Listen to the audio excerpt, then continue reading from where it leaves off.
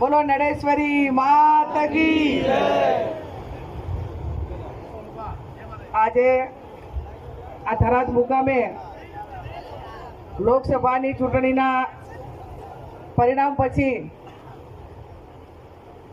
અભિવાદનનો કાર્યક્રમ અને આપ સૌનો આભાર માનવા માટે કરીને આપ સૌને આમંત્રિત થરાદ તાલુકા કોંગ્રેસ સમિતિ આયોજિત કર્યા છે। ત્યારે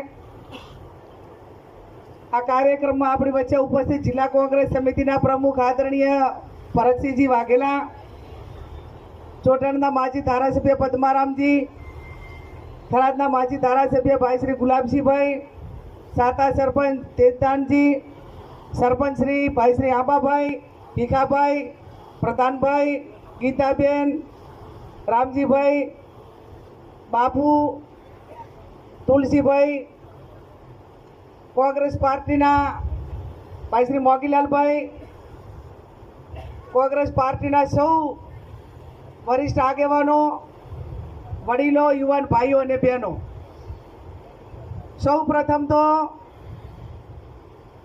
આંબાભાઈ જ્યારે મારા બાબલા અશોકના લગ્ન કર્યા અને હું અબાસના મામેરું જમાડવા ગઈ એ દિવસે માથા ગોળો ઉપાડ્યો હતો અને બીજો આજે આ થરાદ મુકામે તમને બધાને માતર ખવડાવવા માટે આવી અને ગોળો માથે ઉપાડી અને એક આપણી સંસ્કૃતિની જે પરંપરા છે એ જાળવી રાખી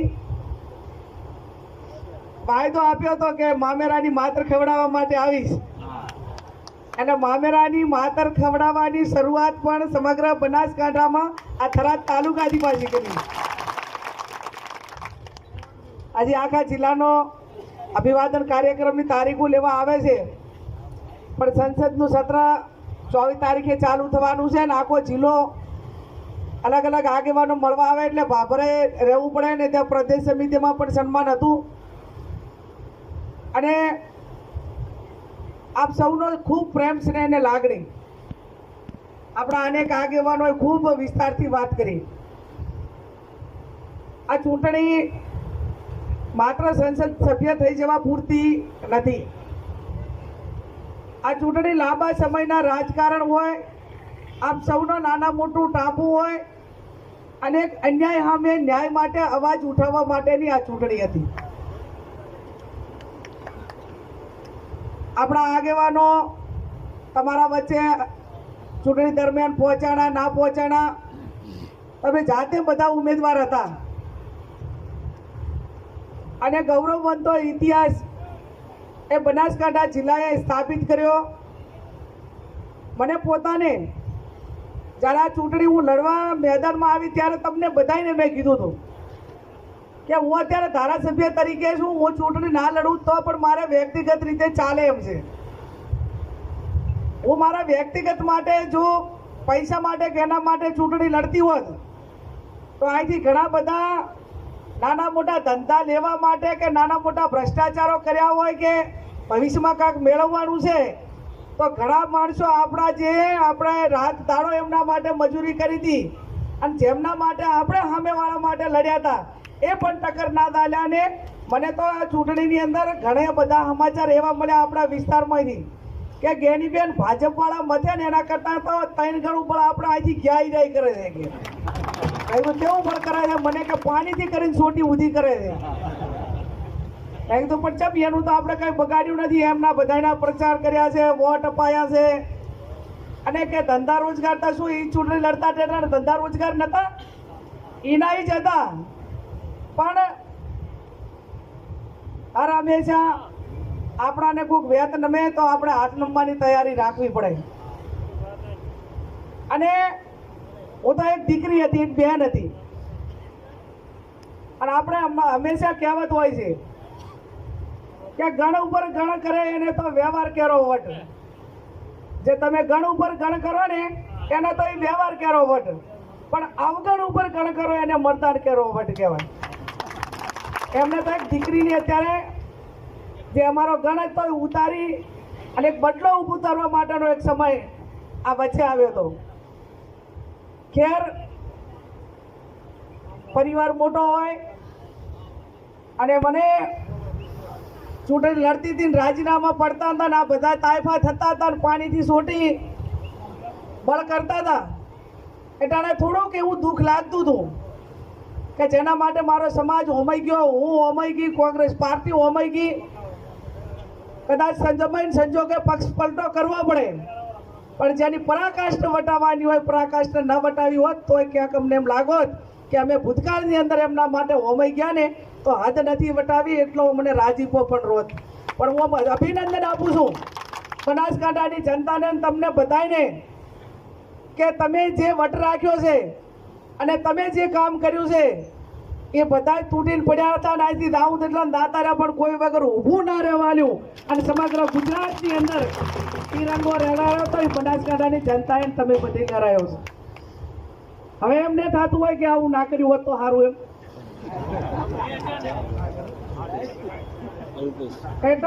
હરાઈ જ નાખો. હું લડું છું એમ કે મારી આબરૂ થાય છે. અરે આપણા મતદારો આગેવાનો એમ કે તમારી ત્યાં 52 ગેટની ધજા તમે લડતા તાર તો આલ્યા હતા ને હવે લડશો તારે આપશું. આ લડે એને નહીં આ બનાસકાંઠા તો કાંઈ લેવા દેવા નથી. અત્યારે તમારી આબરૂ ચાલે તમે લડો એટાણે અમે ભૂતકાળમાં હતા ને ભવિષ્યમાં રહેશું. આવા બધાને જવાબ આપવા પડે કે ના આપવા પડ્યા. અને આ તો કે અમારી આબરૂ થાય છે પણ ચાલે ચૂંટણી રેખાબેન લડે, અહીં આપણે ત્યાં પાટણમાંથી આવીને લડે અને આપણા બનાસકાંઠા વાળા કે અમારી આબરૂ થાય છે પણ તમારી ચાચી જાય આબરૂ. એમ તમારે શું સંબંધ છે, શું આબરૂ થાય એમ? પણ મેં કીધું એ પ્રમાણે સ્વાર્થને કશું દેખાય નહીં. એમ આપણા જેટલા પણ ગુજરાતની અંદર કોંગ્રેસના આગેવાનો ગયા એ બધા જ્યાં ગયા ત્યાં ક્યાંક થોડા ઘણા પ્રમાણમાં ક્યાંક ફાવટ પડ્યો હશે, પણ એ પૈકીનો ફાવટ બનાસકાંઠાની જનતાએ નથી પડવા દીધો. બનાસકાંઠાની જનતાનો કોંગ્રેસ પાર્ટી અને અમે બધા ખૂબ ખૂબ હૃદયપૂર્વક આભાર માનીએ.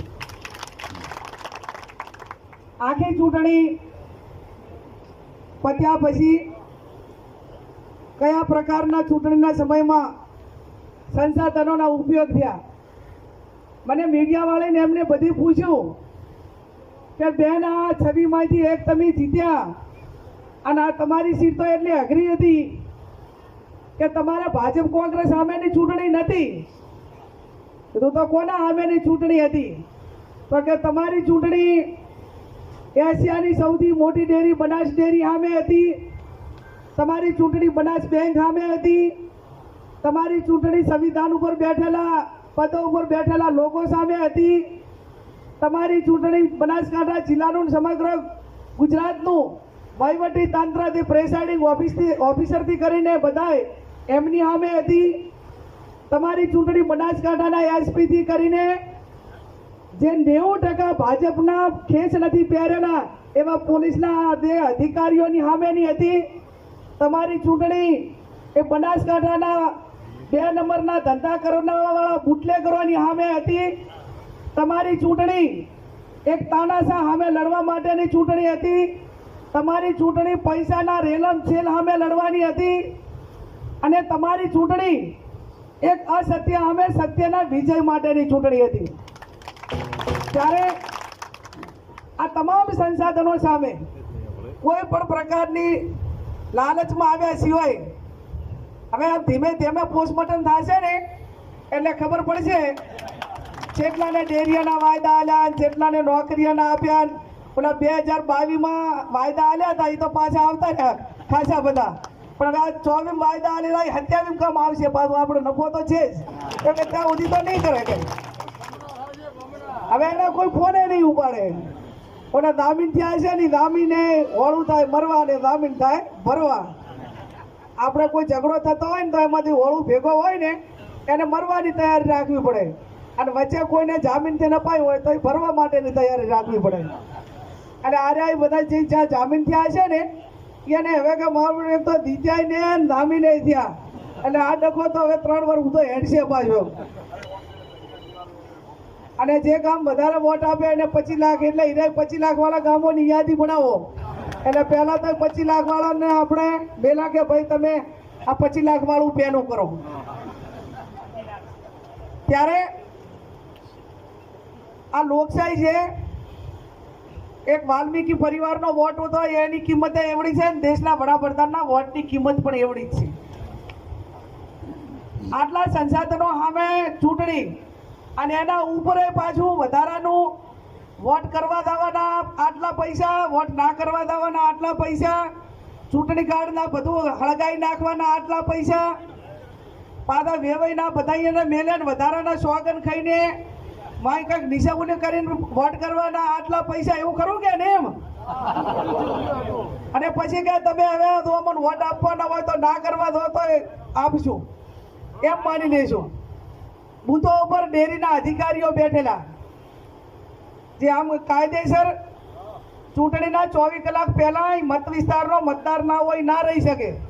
પણ તમે જોયું ને દાંતાની અંદર એક પણ બૂથ બાકી નહોતું કે જ્યાં આખા ઉત્તર ગુજરાતમાં એક જ સમાજ આખો તૂટી ના પડ્યો હોય. ત્યાંથી 2-2:30 વાગે ગયા તાર તો આયાની હિંમતને દાદ આપો. નકલી પોલીસની પ્લેટો લગાવી દે, નકલી CRPFની પ્લેટો લગાવી દે, નકલી જે અમને વોટ માટે કરીને જે થવું હોય એ થવા માટેની વહીવટી તંત્રને એના ઉપરથી છૂટ.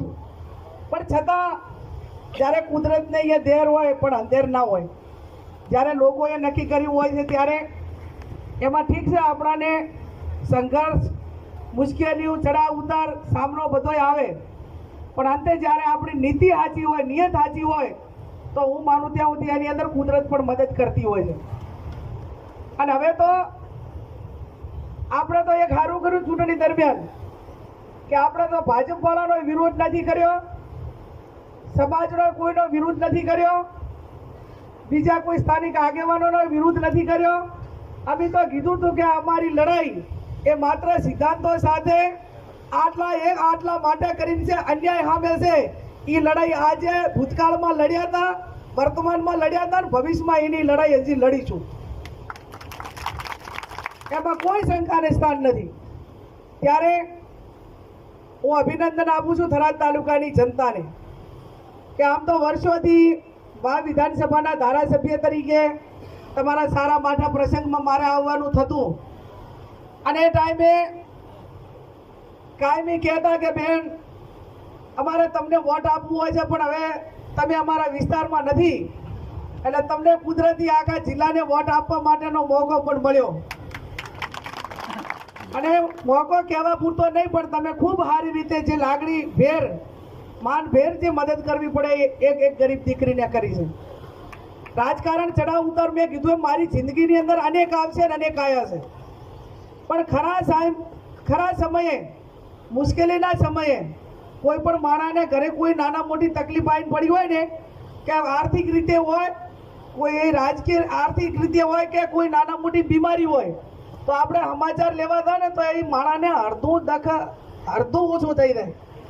એમ આવ્યા કટોકટીના સમયમાં જ્યારે અમને કોંગ્રેસ પાર્ટીને તમે બધે જે આવી ખરી કસોટીમાંથી તમે અમને પાર પાડ્યા છે ને, તો અમારામાં માણસે હોય ને તો જીવાને જાગા ત્યાં સુધી 5 ભાવ સુધી પણ અમે તમારો બદલો ઉતારી કાઢ્યો. એ સ્થિતિની અંદર તમે બધે અમને મદદ કરી છે. સાથે સાથે સમગ્ર દેશની અંદર તમને બધાને ગૌરવ પણ અપાયું છે.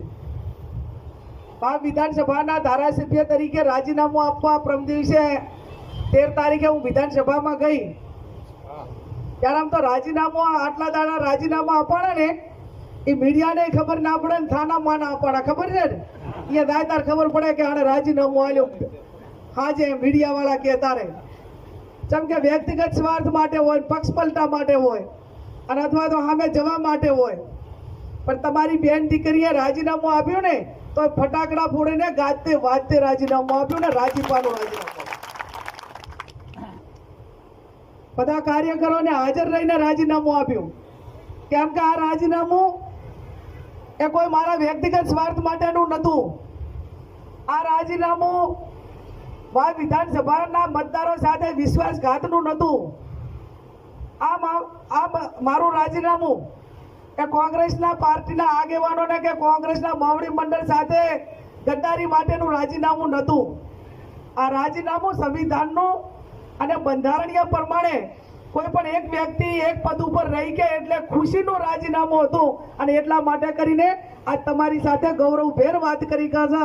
અને આખો દેશ એમ કે બનાસકાંઠાનું પાણી ક્યાંય પાછું ના પડે, એ બનાસકાંઠા જિલ્લાએ જે ગૌરવ અપાયું કોંગ્રેસ પાર્ટીને, હું તો એક નાની કાર્યકર છું, આ મારા હિસાબે કાંઈ નથી થયું, પણ તમે બધા જે ગભે ગભો મિલાવીને તાકાતથી લડ્યા, તો આજે બનાસકાંઠાના એક એક કોંગ્રેસ કાર્યકરને કે જેણે આપણાને 6,71,000 આપણાને 6,71,886 એટલે 6,72,000 જેટલા જેણે સિક્કા માર્યા છે.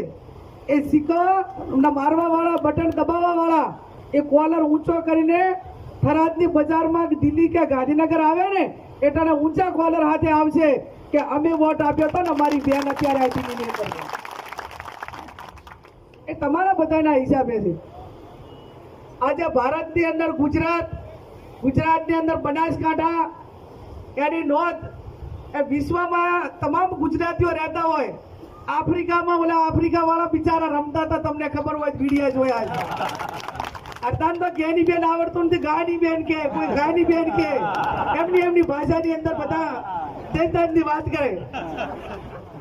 એક રાષ્ટ્રીય મીડિયા એમણે એનાલિસિસ કર્યું કે આ કોણ લેડી है कि वो चुनाव जीत कर आई, जीरो ग्राउंड फंडिंग करके वो जीत के आई. એટલે જીરો ગ્રાઉન્ડ ફંડિંગ એટલે એમ કે લોકોએ વોટે આપ્યા ને નોટે આપીને વોટે આપ્યા. આ ચૂંટણી તો કેવી ને એ મોદીના ગઢમાં. એટલે બધા જે મીડિયા વાળા એમ કહે છે કે આ તે શું કર્યું, એમ કોઈ આ કોંગ્રેસ વાળી એક સીટ ભેગા માટે ઈવીએમ બગાડ્યા કે શું, એમ એને હજી તો એમ કે આટલા લોકો મજૂરી કરી, મહેનત કરી, પણ પહેલા દિવસે જે દિવસે ટિકિટ જાહેર થઈ એના પહેલા આખા જિલ્લાની માંગ હતી કે ગેનીબેન ચૂંટણી લડે, ગેનીબેન ચૂંટણી લડે. એ તમારી માગણી અને તમારી ભલામણની ટિકિટ હતી એટલે તમારી બધાની જવાબદારી થઈ પડી. અને જો આપણે જબરજસ્તી ઓલા 70 દાણા ટિકિટ માગનારા હતા અને 70 માંથી કોઈને ના આલી તો એ ટિકિટ પાછી ગઈ કે ના ગઈ? તો ઓલા 70 દાણે હક કર્યો ઘટી જાય. હા, લોકો આગેવાનો જે પક્ષમાં બેઠા હોય કાર્યકરો નક્કી કરે.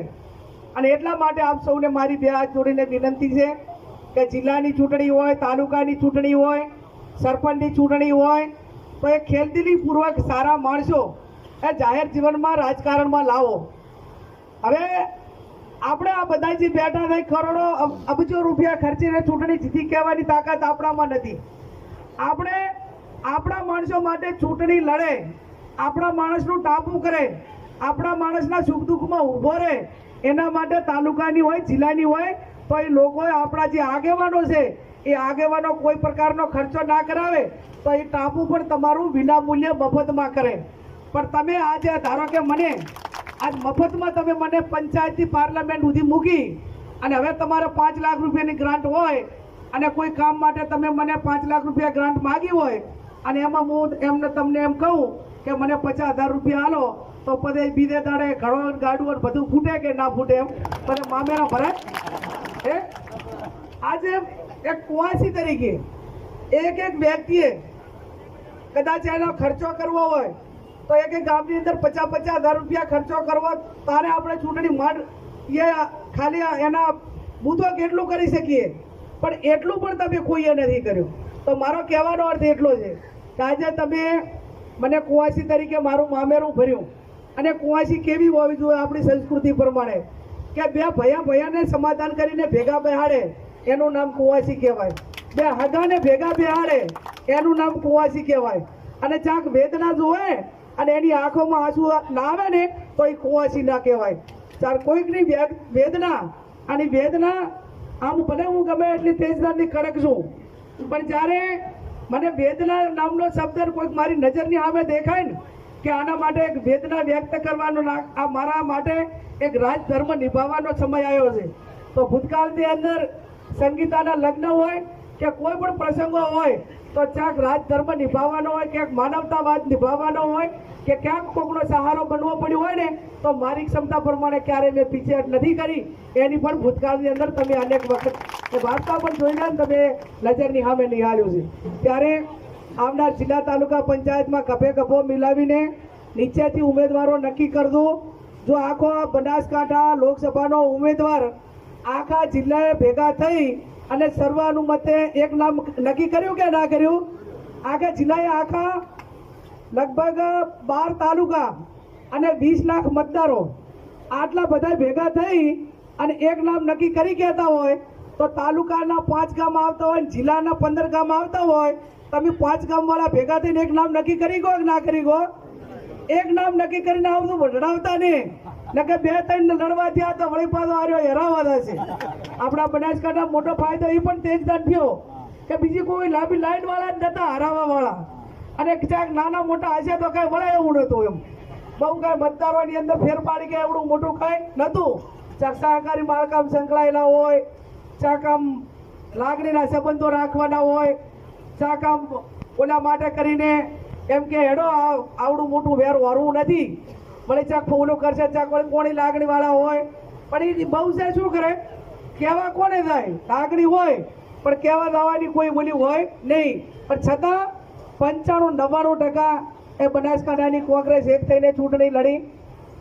દુઃખ કોના સામે થાય કે અમે ચૂંટણી એ કોંગ્રેસને જીવતી રાખવા માટે લડતા હતા, અને ઘણા 1-2% લોકો જે કોંગ્રેસના હિસાબે જાહો જલાલી ભેગી કરી હોય, કોંગ્રેસે હોળે કળાએ આપ્યું હોય, પક્ષે આપ્યું હોય, સરકારમાં લાભો લીધા હોય, ગરીબ સમાજોએ એમને મદદ કરી હોય, અને છતાં પણ ક્યાંક ને ક્યાંક રાજધર્મ નિભાવવામાં મોડા ઉતર્યા હોય, એ લોકો ઉપર દુઃખ થાય કે જેની સામે આપણે કાયમ લડ્યા જ છીએ એના સામે આપણને કોઈ પણ પ્રકારનું દુઃખ પણ ન થાય. ત્યારે આપ સૌ ખૂબ મોટી સંખ્યામાં હાજર રહી મારું સન્માન કર્યું, અને ચૂંટણી જીત્યા પછી પહેલી વાર તમે બધા મળ્યા છો. જિલ્લા પંચાયતની સીટ વાઇઝ મિટિંગ કરશું, અને હજી હું માનું ત્યાં સુધી ઓલા જૂના ગઈ વખતે ભાજપવાળા ઘણા હતા દિલ્હીમાં પ્રધાનભાઈ, અને બંગલા ખાલી કરતા પાછું કાઢવું પડે ને, એટલે અમને બધાને તાર તો ગુજરાત ભવનમાં ઉતારો આપ્યો છે. પણ રેગ્યુલર બંગલો મળે ને એટલે તમે બધા મારા મહેમાન પડતું. અને આ બનાસકાંઠા દિલ્હી ખાતે મારો બંગલો એ બનાસકાંઠાની આપણી પોતાની માલિકી ધર્મશાળા સમજી લેવાનું, એને કોઈ તાળા જ નહીં હોય. ગાંધીનગરમાં મારું ક્વાર્ટર મળ્યું 6.5 વર્ષમાં કોઈ દાડો તાળા રહ્યા નથી, અને એ નહીં રહે. જેટાણે જે આવે એટાણે જે હાજર છે ચા પાણીની મનવે રહેશે, સેવા કરશું. અને ગંગાજીએ નાવા દો તો વળતા મહેમાન પડતું. આપણે કોઈ સારું કામ કરે એટલે નથી કહેતા કે ગંગાજી નાયા, એટલે હવે આપણે બનાસકાંઠામાં તો ગંગાજી નાયા એવું સારું કામ પણ તમે બધે કર્યું છે, અને એનો ખૂબ રાજીપો પણ છે. એટલે આવનાર સમયમાં બધા ભાઈચારાની ભાવનાથી રહેજો. અને બીજી આપ સૌને વિનંતી કરું છું કે ચાહે નાના મોટા ટકરાવમાં કોઈ વ્યક્તિગત રીતે કોઈ ખરાબ હારેલા માણસ બધા બોખલાટ કરતા હોય, પણ આપણે જીત્યાના સંયમ રાખજો. એટલે હવે આપ્યા હોય નો આભાર માનજો, ના આપ્યા હોય નો આભાર માનજો, અને હિસાબો જેના જે કરવાના હોય એ ચૂંટણી આવે એટલે આ કરશે બધા. તમે ખાલી કહી દો કે આટલું આમ હતું એટલે સમય સંજોગે બધું કરશું. પણ હવે હાગાવાલામાં, ભાઈઓમાં, ગામમાં, કુટુંબમાં કાયમી ભાઈચારાની ભાવના ટકી રહે એવું એક સારું વાતાવરણ એ આપણા માધ્યમથી થાય એવી તમારી પાસે એક દીકરી તરીકે, બેન તરીકે અપેક્ષા પણ રાખું છું. ફળી આપ સૌ મોટી સંખ્યામાં હાજર રહી આ કાર્યક્રમમાં હાજરી આપી, અને એક મામેરાની માતર ખવડાવવા માટેની આપણી પ્રણાલિકા હતી એ પ્રણાલિકાને આપણે આગળ વધાવી, અને તાલુકા જિલ્લા પંચાયતની સીટ વાઇઝ હું પ્રવાસ કાર્યક્રમ કરવાની છું. એમાં પણ આપ સૌને નજીકના જે ગામો હશે અહીંયા મળવા આવીશ. પણ હવે લગ્ન પ્રસંગ હોય, નાના મોટો માટો પ્રસંગ હોય તો હવે 3 તાલુકા પૂરતી હતી ને હવે 12 તાલુકા છે, એટલે જેટલા હશે એટલા ઠેકાણે જેટલા પહોંચાશે એમાં કાંઈ બાકી નહીં રાખું. પણ હાવ ના પહોંચાય એવું હોય તો પછી ક્ષમા કરજો. એનું કારણ કે આ માવહરી અને ત્યાં માકા ચંપડ એટલે લગભગ કોને કે આ શેઠિયાથી ઓલે શેઠિયા તો અહીંથી નીકળો તો હા જઈ ના પોકાય એટલો એરિયા લાંબો છે. છતાં આ તો વિસ્તાર આ નજીક જ છે. બધા મને એમ તો પૂછતા કે બેન અહીં ક્યારે મળશો? મેં તો ધારાસભ્ય હતી તો ગાંધીનગર વિધાનસભા ચાલુ હોય એટલા દાડા મઠ રહેતી, પણ હવે આ વખતે વિરોધ પક્ષ મજબૂત આવ્યો છે બાપુ, અને સંસદનું સત્ર પણ લાંબા ચાલશે. એટલે હવે એક તરફી નિર્ણય નહીં લેવાય, એટલે વારંવાર કદાચ બિલો ઉપર એનું વોટિંગ હોય આ તે, એટલે સંસદ ચાલુ હોય એટલા દાડા અહીંયા રહીશ. બાકી તો મને તમારા વગર નહીં ફાવે એટલે આ જ રહીશ. એટલે જ્યારે કોઈ પણ નાના મોટું કામ હોય આપણા આગેવાનોને કહેજો, મને કહેજો, જે હશે એ કરવા માટેના પ્રયત્ન કરીશ. અને પોલીસ વિભાગ કે જે કાંઈ હોય એ ખોટી રીતે હેરાન કરતું હોય કે જેમાં તમારો વાંક જ ના હોય તો અમારા બધું ધ્યાન દોરજો. એ પ્રજાના પૈસાનો પગાર લેશે, એ બુટલેગરોના હપ્તા લેશે, એ આપણા યુવાનોને બરબાદ કરીને દારૂ પાવીને એના પૈસાના હપ્તા હિરાઈ લે છે, 2 નંબરના એ લે છે. એટલે આપણે કોંગ્રેસના કોઈ આગેવાનો નથી 2 નંબરના ધંધા કરતા કે નથી કોઈ કને હપ્તા લેતા. એટલે આપણે કોઈનાથી દબાવવાની જરૂર નથી. મોટો લોર્ડ ગર્જન હશે ને એને પણ જે ભાષામાં જ્યાં કહેવાનું છે અને જે પ્રમાણે કહેવાનું છે એ આપણા કાર્યકર માટે કહીશું. આપ સૌનો ખૂબ ખૂબ હૃદયપૂર્વક આભાર માનું છું.